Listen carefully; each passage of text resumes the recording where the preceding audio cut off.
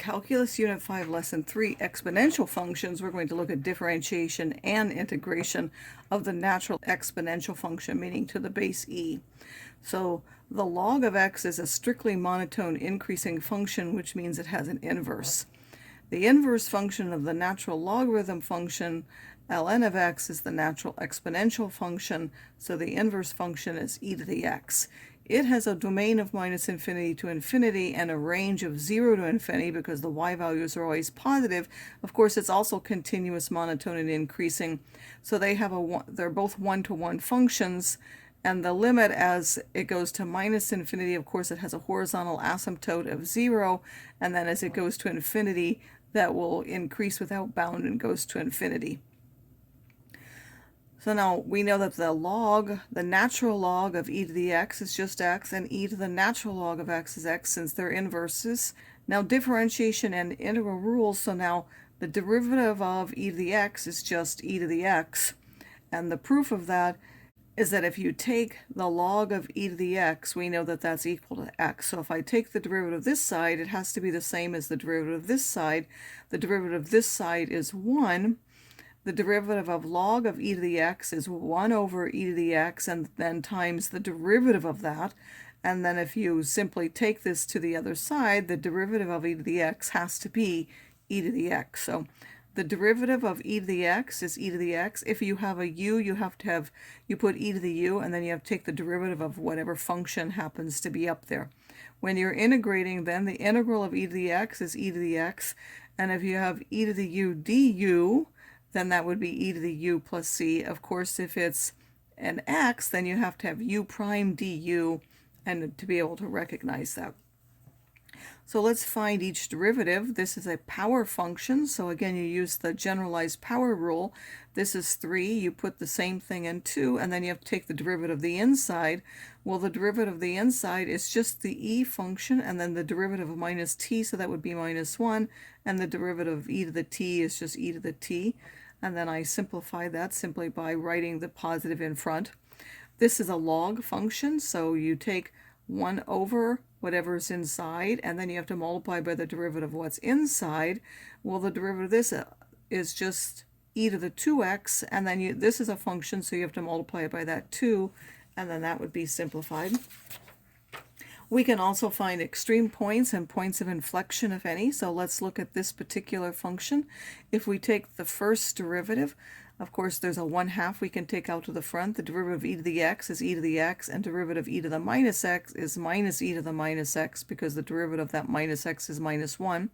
And then we would set that equal to 0, and that's true only if those two things are equal.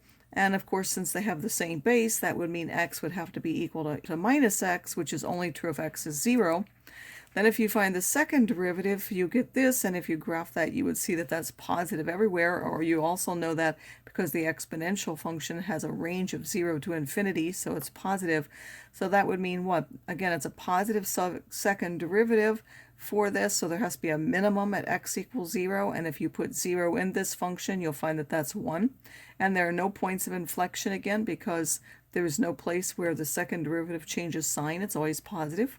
The area of a rectangle inscribed under y equals e to the minus x squared in the first and second quadrants is given by a of x equals 2 to the x e to the minus x squared. Find the largest area possible and the value of x for which this occurs. Well, since we want the largest area, that means we want to maximize the area.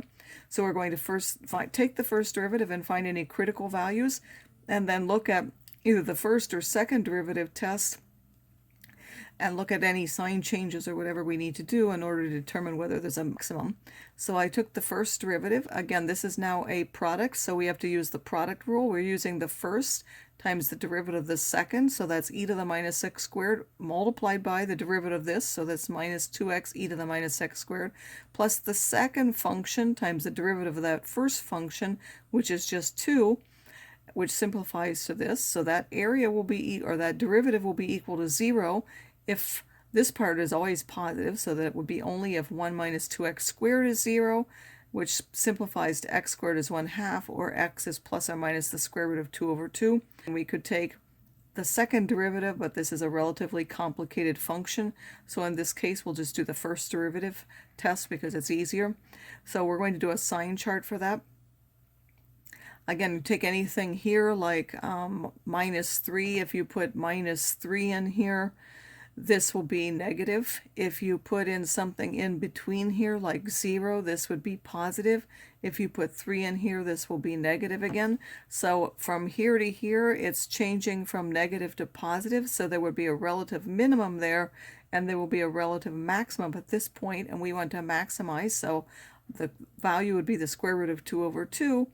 And then they want to know what that largest area is, so we would take the square root of 2 over 2 and put it back into our function and calculate what that is.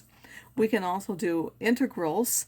So we recognize that this 5 is the derivative of that phi to the x, so that will simply go away and be e to the 5x plus c. Again, this is almost the derivative of x cubed.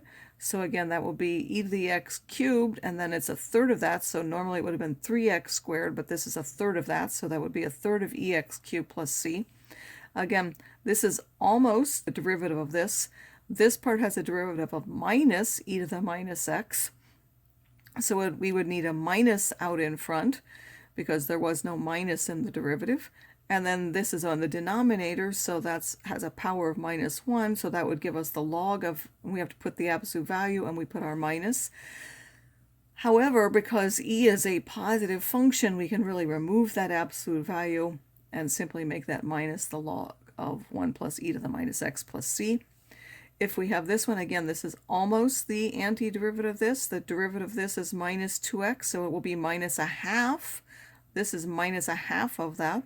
So we have a minus 1/2 of e to the minus x squared, and then we want to evaluate from 0 to 1. We plug in 0 and 1, and we will end up with e minus 1 over 2e as the definite integral for that.